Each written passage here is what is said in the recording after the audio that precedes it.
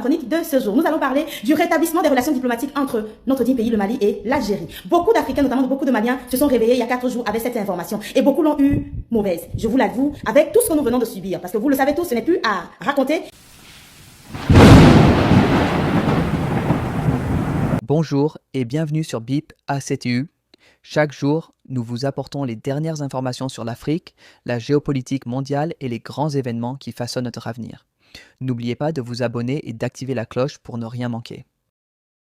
La diplomatie a ses raisons que la raison d'un citoyen lambda a du mal à cerner. Mesdames et messieurs, nous sommes le 14 juillet 2026.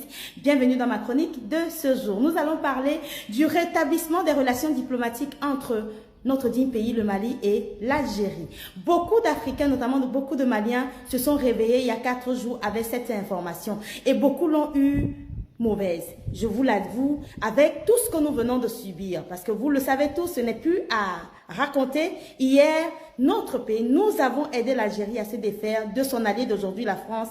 C'est-à-dire que lorsqu'il y a eu la guerre d'Algérie et que la France était en train d'agresser l'Algérie, le Mali était la base arrière. Et nous n'avons pas compris comment, lorsque les terreaux ont déferlé au nord du Mali, l'Algérie a été celui-là qui a accueilli ces terreaux pour pouvoir mettre à mal notre pays et partitionner notre pays. Et donc, quand on a décidé de reprendre le dessus, notre digne fils Assimi Goïta arrive au pouvoir, nous avons vu une Algérie qui était des dirigeants algériens qui sont devenus acerbes, qui sont devenus méchants, qui sont devenus injurieux vis-à-vis de notre terre. Du fait que nous avons décidé de faire de l'AIS notre lumière et que cette nouvelle jeunesse africaine noire ne veut plus d'humiliation, ne veut plus être méprisée et souhaite que les autorités répondent du tic au tac, parce qu'avec les démocratiquement élus, nous avons, partout où nous sommes, on peut tout nous faire, il n'y a personne qui va lever un seul doigt.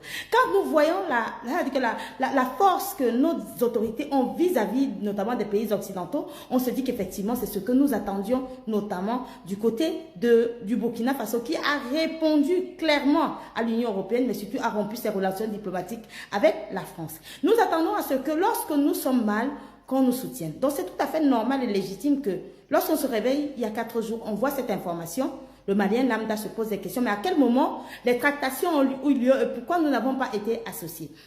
Donc je demande déjà à nos frères et sœurs africains et maliens qui sont mécontents de se dire qu'ils savent la puissance, mais surtout l'intelligence de nos autorités. Moi je dis et je maintiens, moi aujourd'hui, quand quelqu'un m'a montré son mauvais visage et que j'ai vu ce mauvais visage, je n'ouvre pas la porte, c'est sûr et certain, dans ma vie personnelle, parce que je sais que ce qu'il a commencé va finir, parce que c'est dans les gènes. Quand je vais lui ouvrir la porte, il va venir terminer ce qu'il a commencé. Et puis, pardonner pour pardonner, c'est fatigant. L'Afrique a tellement pardonné que nous nous rendons compte que malgré cela, nous sommes le peuple le plus méprisé, même sur notre propre terre. Donc, quand on voit ce que l'Algérie a fait depuis que les terroristes ont déferlé au nord du Mali, que l'Algérie a ouvert la porte aux terroristes, ce sont nos autorités eux-mêmes qui le disent officiellement, et que nous avons vu les attaques qui viennent et que les terreaux viennent d'Algérie. Quand ils se blessent, ils vont se soigner du côté d'Algérie. Nous avons vu à Tizawaten les terreaux qui sont venus d'Algérie attaquer nos FAMA et nos partenaires russes. Nous voyons ce qui s'est passé le 1er avril dernier lorsque l'Algérie nous annonce avoir détruit notre drone. Nous voyons ce qui s'est passé le 25 avril dernier avec la mort de notre digne fils Sadio Camara. Nous voyons ce qui vient de se passer du côté d'Anefis où on nous a montré la connivence claire et nette de l'Algérie, notamment à travers un char immatriculé algérien.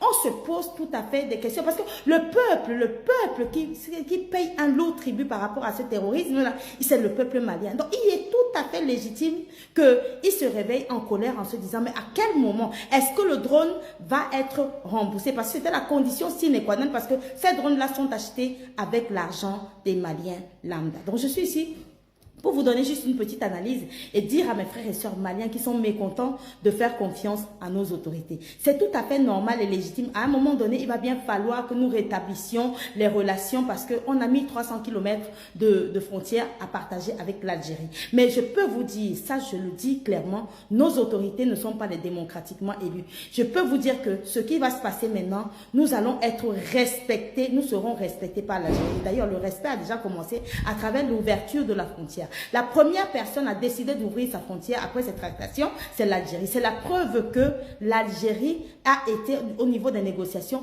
a été celle qui a été mise au tapis.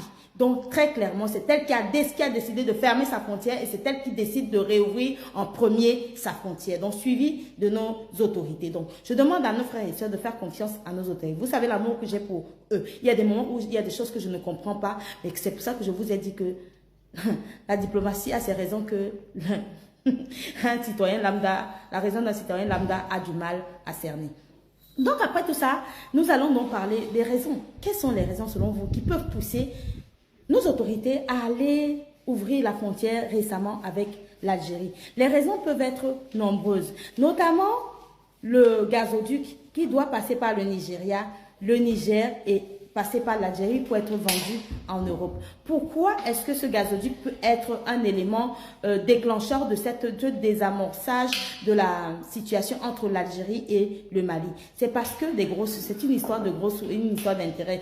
Ceux qui pensent que c'est l'ouverture des frontières, c'est la réelle politique. Non, la réelle politique, c'est quand on a un intérêt particulier quelque part et que on ne s'entend pas déjà normalement, mais comme on a cet intérêt tous les deux, donc on va tout faire pour se battre et pour que chacun ait sa part de gâteau pour cet intérêt. Mais là, non, ce n'est pas un intérêt, c'est carrément la réouverture des frontières aériennes et le retour des ambassadeurs dans chacun des pays. Donc, c'est la normalisation des relations.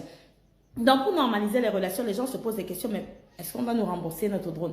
Mais surtout, est-ce que nous allons continuer à être comme la relation sera comme avant? La relation entre l'Algérie et le Mali ne sera absolument plus jamais comme avant parce que nous avons vu la connivence de l'Algérie vis-à-vis de notre État et que nous avons vu comment l'Algérie nous a remerciés. Mais nous avons mis 300 km de frontières à sécuriser. Donc, à un moment donné, il va bien falloir qu'on puisse se parler d'une façon ou d'une autre. Mais vous savez, j'ai confiance en nos autorités de ce côté. Donc, pour moi, l'une des raisons, parce qu'il y en a beaucoup, chacun donne ses raisons, mais moi, la première raison, c'est le Niger.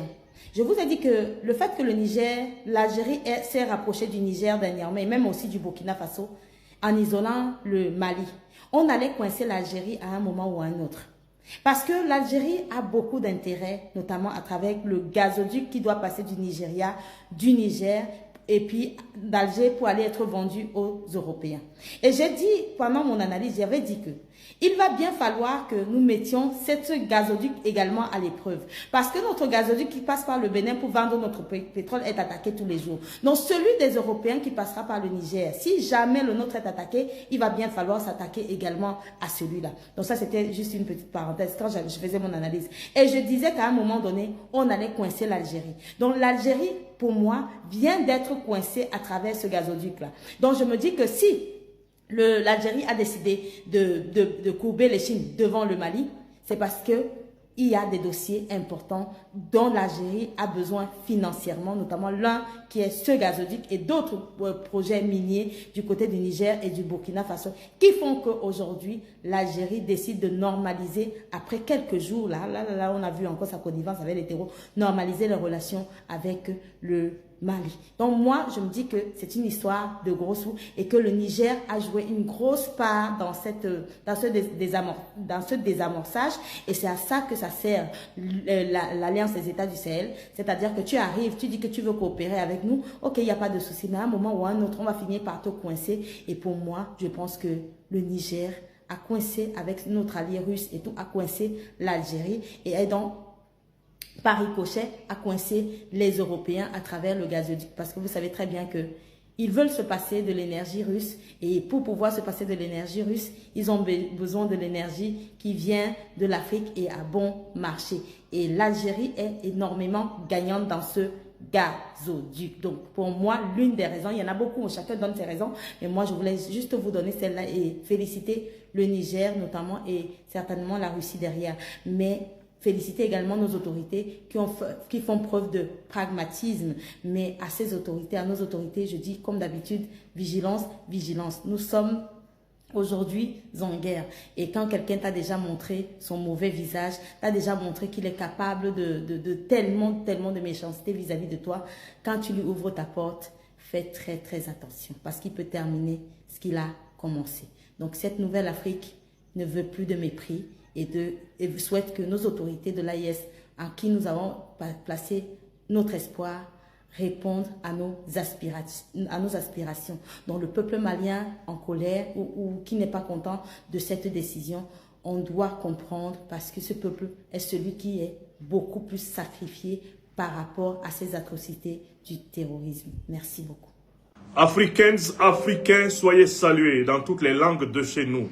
L'Algérie et le Mali, États souverains dirigés par les présidents Abdelmajid Tebboune et Assimi Goïta, décidaient sur le champ de bataille où la coalition impériale terroriste venait de subir une déculottée monumentale, de rétablir mutuellement leurs ambassadeurs et de rétablir les autorisations réciproques de survol aérien de leur territoire par les aéronefs civils et militaires, eh bien, dûment autorisés par l'Algérie et le Mali. Pour les citoyennes et citoyens lambda qui ne sont pas rompus à la chose géopolitique, géostratégique, ce changement diplomatique paraissait absurde, irrationnel. Ce changement paraissait en totale contradiction avec la dynamique hostile, la dynamique guerrière, la dynamique conflictuelle, antagonique, la dynamique dichotomique. Le commun des mortels ne comprenait pas qu'au moment où le Mali défaisait précisément, taillait en 1000 pièces les supplétifs, entre autres de l'Algérie, au sommet du Mali et de l'Algérie, une lueur d'entente cordiale puisse apparaître sous la forme d'un acte de confiance réciproque. Vous, Maliens, vous pouvez désormais à nouveau faire voler vos aéronefs sur l'espace algérien. Vous, Algériens, vous pouvez désormais faire voler vos aéronefs sur l'espace malien. Vous, Algériens, vous pouvez désormais rétablir votre ambassadeur à Bamako. Vous, Maliens, vous pouvez désormais rétablir votre ambassadeur à Alger. Le travail des serviteurs de la connaissance et de l'émancipation africaine que nous sommes est d'éclairer ce qui peut paraître comme une contradiction et comme un non-sens pour le commun. Et de permettre à chacun, de part et d'autre même de la relation algéro-malienne et algéro-subsaharienne, de prendre conscience de l'évolution de la situation. Alors, qu'est-ce qui s'est passé? On ne peut pas comprendre ce qui s'est passé si on n'étudie pas les grandes étapes de la relation algéro-malienne. Parce que si on ne connaît pas les grandes étapes de cette relation, on ne peut pas comprendre, eh bien, l'embellie, la détente qui est apparue. Alors, je vais procéder à l'explication en 7 points. De telle façon que toute personne qui aura écouté cette conférence comprendra l'origine, eh bien, de l'accalmie, l'origine de l'apaisement, l'origine de la nouvelle dynamique de la relation algéro-malienne. Dans un premier moment, je vais rappeler l'histoire ancienne du territoire algéro-malien. Parce que si on ne connaît pas cette histoire ancienne, on ne sait pas quels sont les soubassements profonds de cette histoire. Je vais rappeler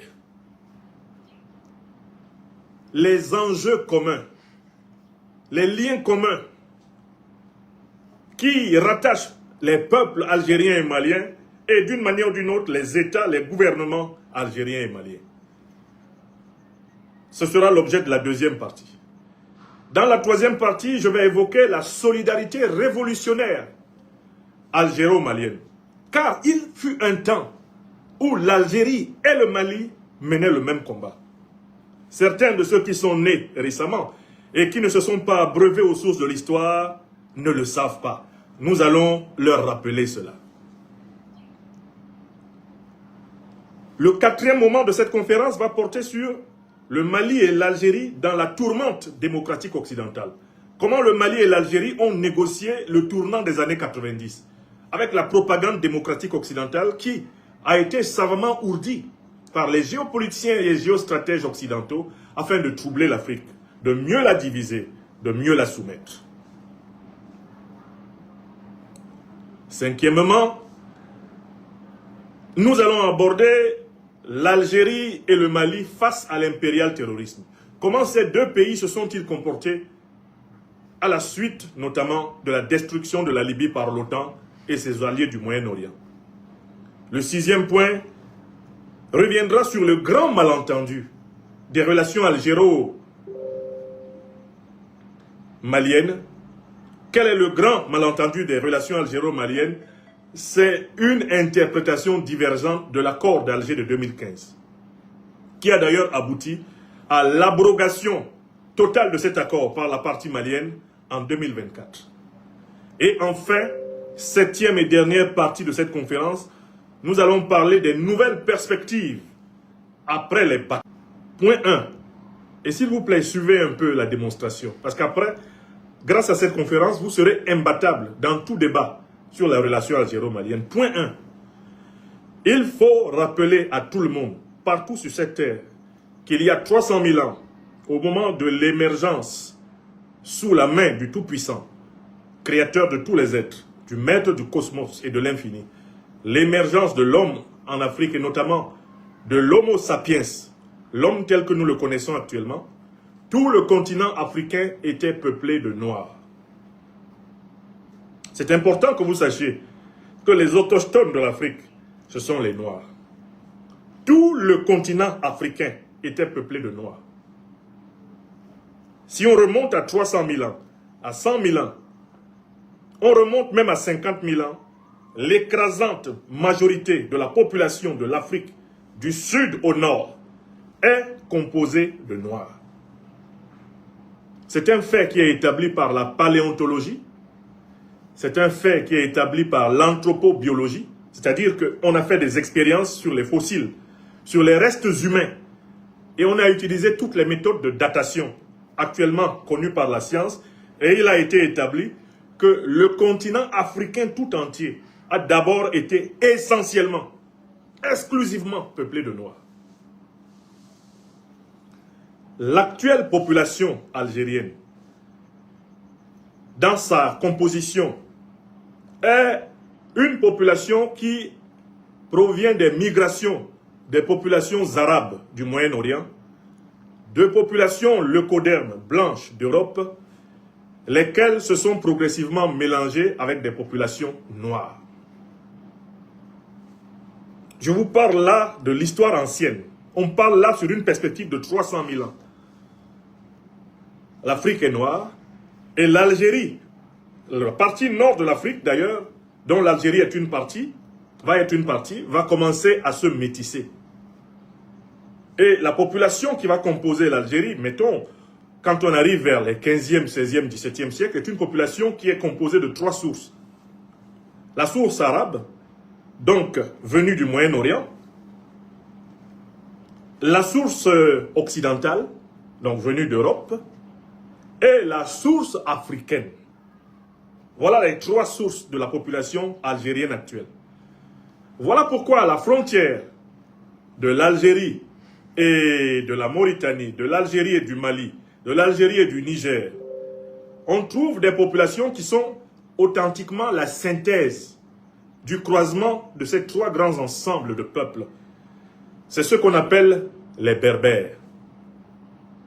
Ces Berbères qui sont dans un cousinage profond avec justement ce qu'on appelle les Touaregs. Les Touaregs que l'on retrouve des deux côtés de la frontière algéro-malienne, des deux côtés de la frontière algéro-mauritanienne, malio-mauritanienne, les Berbères, les Touaregs, ce qu'on appelle encore les Tamasheks, que l'on retrouve des deux côtés de la frontière, par exemple, nigéro-algérienne. Cette population-là est considérée comme, en quelque sorte, la population métissée qui a constitué la base de l'Algérie actuelle. La population berbère est un croisement d'arabes, de blancs et de noirs. Voilà sa composition.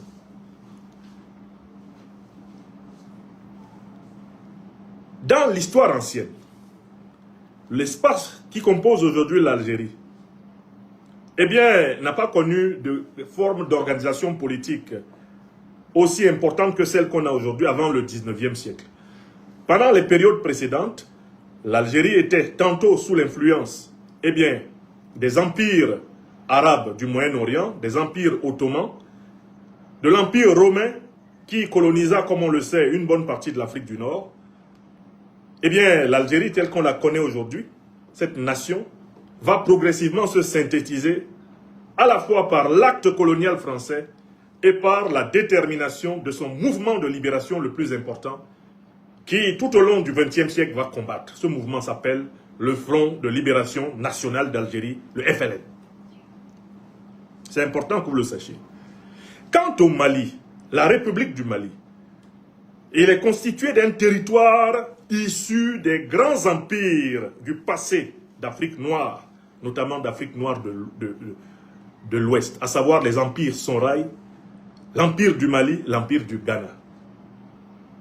Dans sa taille réelle, le grand empire du Mali, eh bien, des 13e, 14e, 15e siècles, englobait la quasi-totalité des pays d'Afrique de l'Ouest actuelle, y compris la Mauritanie et une bonne partie du sud de l'Algérie actuelle, faisait partie de l'empire malien.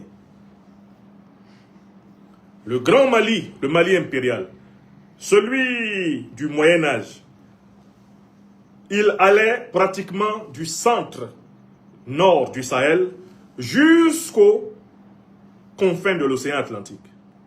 L'empire du Mali était doté d'une foultitude de ports sur l'océan Atlantique, ce qui a d'ailleurs permis l'organisation, dans les années du XIVe siècle, de l'une des plus grandes expéditions d'exploration du monde par l'empereur malien Sakura, qui, on le sait, a atteint les Amériques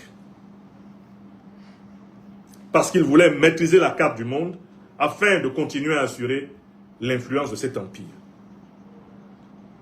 Donc, du point de vue de l'histoire ancienne, il y a donc un enchevêtrement entre les populations de l'Algérie, notamment de l'Algérie du Sud actuelle, et les populations du Mali du Nord actuel.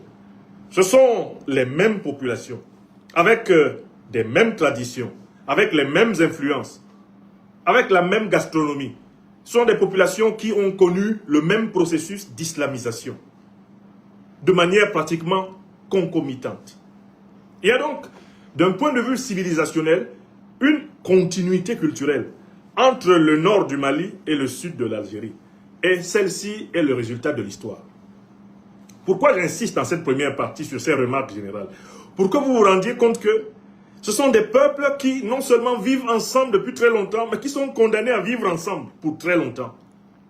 Tant que l'Afrique existera, tant qu'existeront les communautés, eh bien, Tamashek, les communautés noires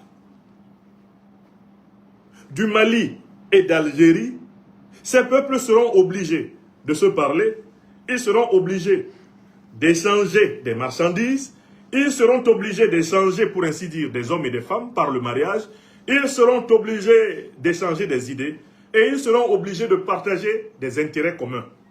Par exemple, face à des agressions communément vécues. Voilà quelques rappels pour le premier moment. Merci d'avoir suivi cette vidéo jusqu'au bout. Si vous aimez nos analyses sur l'actualité africaine et internationale, abonnez-vous dès maintenant à BIP et activez la cloche pour ne manquer aucune information importante. Laissez votre avis en commentaire, partagez cette vidéo autour de vous et mettez un si ce contenu vous a plu. Merci pour votre soutien, prenez soin de vous et on se retrouve très bientôt sur BIP pour une nouvelle vidéo. À très vite.